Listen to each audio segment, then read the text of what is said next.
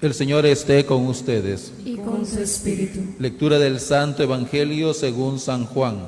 Gloria a ti, Señor.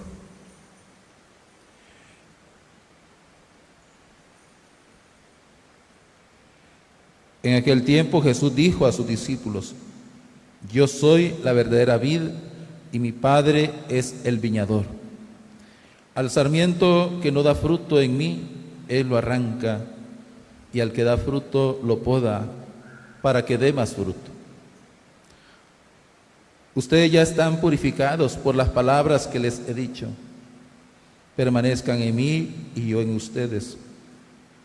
Como el sarmiento no puede dar fruto por sí mismo si no permanece en la vid, así tampoco ustedes si no permanecen en mí.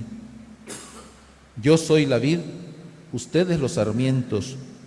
El que permanece en mí y yo en él, ese da fruto abundante, porque sin mí nada pueden hacer.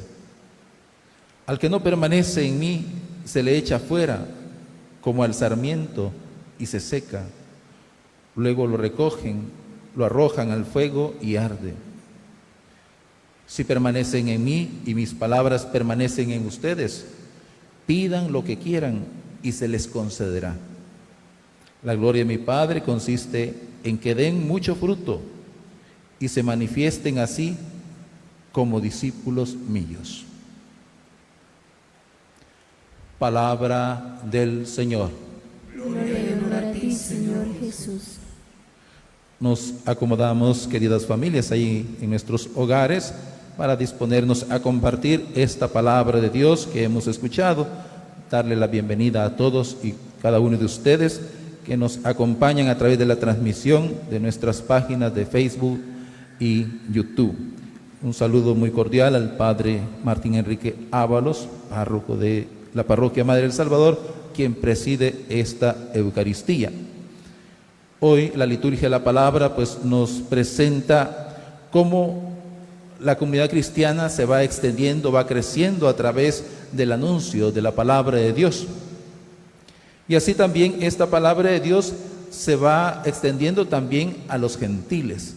Esa palabra de Dios a través de Pablo y Bernabé llega a Antioquía, donde pues la mayor parte son paganos, son gentiles, que se convierten al cristianismo.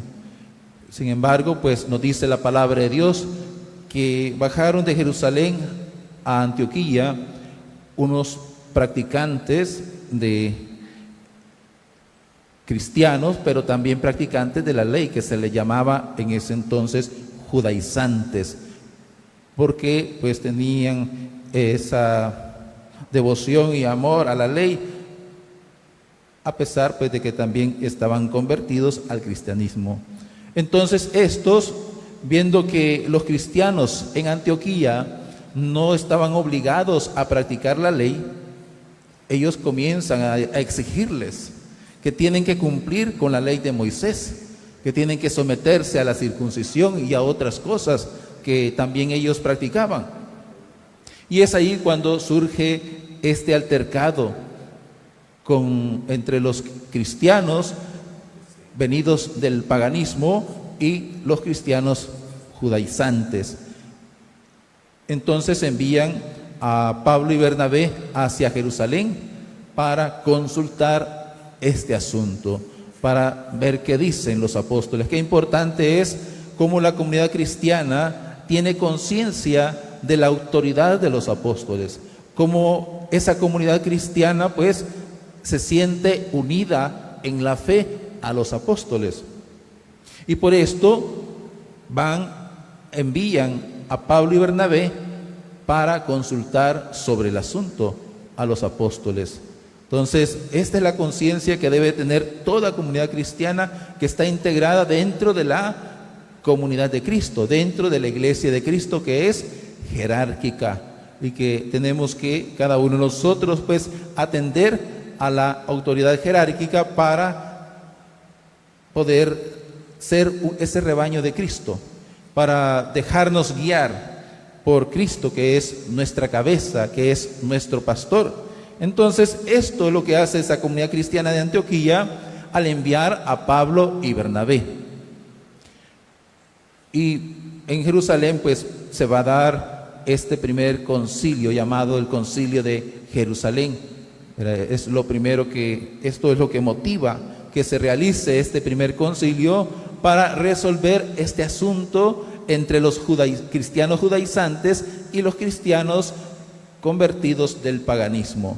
Entonces vamos a ir conociendo a través de la lectura continua de los Hechos de los Apóstoles cómo se va a resolver este asunto en el Concilio de Jerusalén. Cómo los apóstoles pues tomarán esa decisión inspirados por el Espíritu Santo para poder edificar a la iglesia de Cristo. Ser conscientes que no somos sectas, sino que estamos integrados dentro de esa comunidad cristiana, dentro de la iglesia de Cristo. Esto es muy importante. Y entonces así el Espíritu Santo va a inspirar a Pedro y a los apóstoles para que tomen una decisión que venga a edificar la comunidad cristiana. Qué importante para nosotros, queridos hermanos, ver esto en esa primitiva comunidad cristiana que nos ayuda a nosotros en nuestro tiempo, en nuestras comunidades, porque a veces muy fácilmente podemos dejarnos guiar por nuestro capricho, podemos dejarnos guiar por nuestro orgullo, por nuestra soberbia, por nuestra forma de pensar, por nuestros criterios, cuando nosotros tenemos que dejarnos guiar únicamente por la voluntad de Dios, por la palabra de Dios que siempre nos exhorta, que siempre nos inspira para que nosotros nos mantengamos en el camino que Cristo nos ha trazado, ese camino que nos conduce al Padre. Esto es lo importante, que el camino que nosotros tomemos siempre nos va a conducir hacia Dios, y ese camino es Cristo. Pero cuando nosotros nos apartamos de ese buen pastor de Jesús, entonces nos desviamos y a lo mejor no vamos a nuestro destino, porque hemos tomado un camino equivocado, un camino en el cual pues es la soberbia, es el orgullo, es el resentimiento, es el capricho el que nos ha llevado a ese camino. Tenemos que cambiar, queridos hermanos, ese camino y tomar el camino que es Cristo, que nos conduce a Dios Padre. En el Evangelio pues que hemos escuchado, en el Evangelio de Jesús según San Juan, nos presenta nuestra relación con Dios, nuestra relación con el Padre. ¿Cómo se da esa relación? Es una relación íntima, profunda, nos dice el Señor, porque Él nos declara: yo soy la verdadera vid y mi Padre es el viñador y nosotros somos los sarmientos. Nosotros estamos unidos a Dios, unidos a Cristo. Así como el sarmiento, la rama, está unida al tronco, pues así nosotros estamos unidos a Dios de esa forma muy íntima, muy profunda. Si la rama no está unida al tronco, pues ¿qué pasa? No le llega savia y se seca. ¿Y para qué sirve la rama seca? Para tirarla al fuego. Por eso dice: al sarmiento que no da fruto en mí, Él lo arranca. Y al que da fruto, lo poda para que dé más fruto. Entonces, qué importante, queridos hermanos, que esta unión con Dios nos hace dar frutos. Nuestra unión con el Señor, nuestra unión con Cristo, produce frutos en nosotros. Nuestra unión con Dios hace que nosotros no seamos tierra estéril, sino que seamos tierra fértil. Así también nosotros somos esas ramas que dan frutos cuando nosotros estamos unidos a Dios. Por eso esos frutos se tienen que manifestar en nosotros como hijos de Dios. Cuando nosotros tenemos esa presencia del Señor, esos frutos se dan en nosotros. Si no se están dando los frutos en nuestra persona, queridos hermanos, tenemos que examinarnos, tenemos que evaluarnos. Entonces, a lo mejor no estoy íntimamente unido a Dios. A lo mejor no estoy en esa comunión íntima con el Señor y por eso no estoy dando los frutos esperados por Dios. Tenemos que ver por qué, cuál es la causa que nos ha apartado de Dios, ¿Cuál es la causa que nos tiene separados de Dios? Quitar esa causa y así de esa forma unirnos a Dios, entrar en esa comunión íntima con Dios, ya que la vida cristiana, queridos hermanos, pues es una manera nueva de vida. Es una manera nueva de vida. No es algo muy superficial. No es algo superficial que se da en nosotros, nuestra comunión con Dios, sino que es una comunión tan íntima, así como la rama está unida al tronco, nos dice el Señor. Pues así debemos de estar unidos nosotros a Cristo, nosotros a Dios. Sin Él nosotros no podemos hacer nada. También es importante notar que el Padre, que es el viñador, poda la rama para que dé más fruto. Muy interesante, pues, el que si nosotros a lo mejor alguna vez hemos plantado una rosa, una planta de rosa, por supuesto, y va creciendo esa plantita y va dando rosas.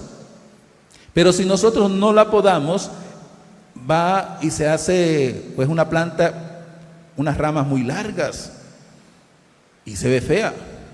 En cambio, si nosotros podamos las ramas, aquellas ramas que creemos que no van a dar rosa, que sabemos que no van a dar rosa, las podamos, las quitamos las ramas secas y entonces aquella planta se pone muy hermosa.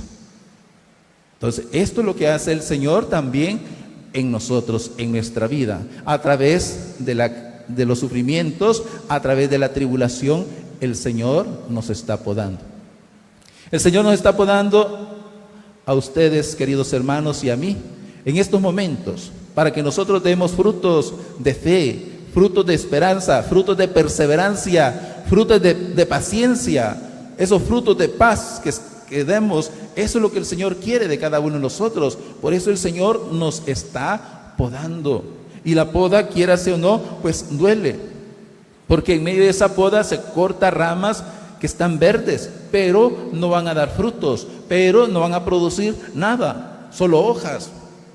Entonces, por eso el viñador quita esas ramas que van a estorbar. Así la savia se concentra en aquellas ramas que sí van a producir frutos. Entonces, la planta da más frutos. Así la planta de rosa, pues produce más rosas, gracias a esa poda. Eso es lo que el Señor hace en nuestras vidas, queridos hermanos. Y por lo tanto podemos ver con esa esperanza todo sufrimiento, toda tribulación. Podemos ver con esa esperanza esta pandemia.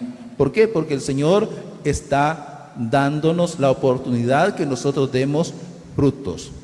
Y que esos frutos pues son como la paz, como la fe, la paciencia que el Señor nos puede dar a cada uno de nosotros. Qué importante pues es estar unidos a Dios. Sin Él nosotros no podemos hacer nada. Si nosotros queremos hacer las cosas por solo nuestras propias fuerzas, cualquier actividad pastoral que hagamos, queridos hermanos, se vuelve estéril. Si no hay una íntima comunión con Dios, si nosotros no estamos en la gracia de Dios, pues todas nuestras actividades se vuelven estériles. Necesitamos estar íntimamente unidos a Dios y así todas nuestras actividades, todo lo que nosotros hagamos, queridos hermanos, va a ser muy fructífero en nuestra vida. Vamos a producir esos frutos que el Señor espera de cada uno de nosotros. Qué importante pues es estar en esa comunión íntima con el Señor. Nos dice al final de este texto del Evangelio que hemos escuchado: si permanecen en mí y mis palabras permanecen en ustedes, pidan lo que quieran y se les concederá. Pidan lo que quieran y se les concederá. Pero hay una condición: si permanecen en mí y mis palabras permanecen en ustedes. Hermanos, ¿cómo estamos? ¿Cómo está el mundo? ¿Cómo está el resto de la humanidad? ¿Estamos permaneciendo en la presencia de Dios? Las palabras del Señor permanecen en nosotros. Las palabras del Señor son vida en cada uno de nosotros. Nos preguntamos: ¿y por qué el Señor no escucha mi oración? ¿Cómo está nuestra relación con Dios? ¿Cómo está nuestra comunión con el Señor? El Señor se ha comprometido a escucharnos, a atender nuestras plegarias, si nosotros permanecemos en Él y si sus palabras permanecen en nosotros. Eso es lo que nos ha dicho el Señor. Entonces nos dice, pidan lo que quieran y se les concederá. Podemos pedirle al Señor que termine esta pandemia, pero nosotros tenemos un compromiso con Él. Permanecer en Él y que sus palabras permanezcan en nosotros.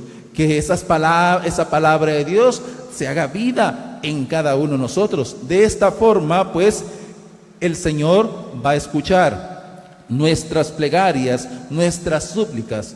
Sin embargo, Dios es grande en su misericordia y en su amor. A veces, a pesar de que nosotros no estamos en esta íntima comunión con Dios, a lo mejor nuestra unión con el Señor no es tan fuerte, es algo débil, pero a pesar de esa debilidad, el Señor nos está escuchando.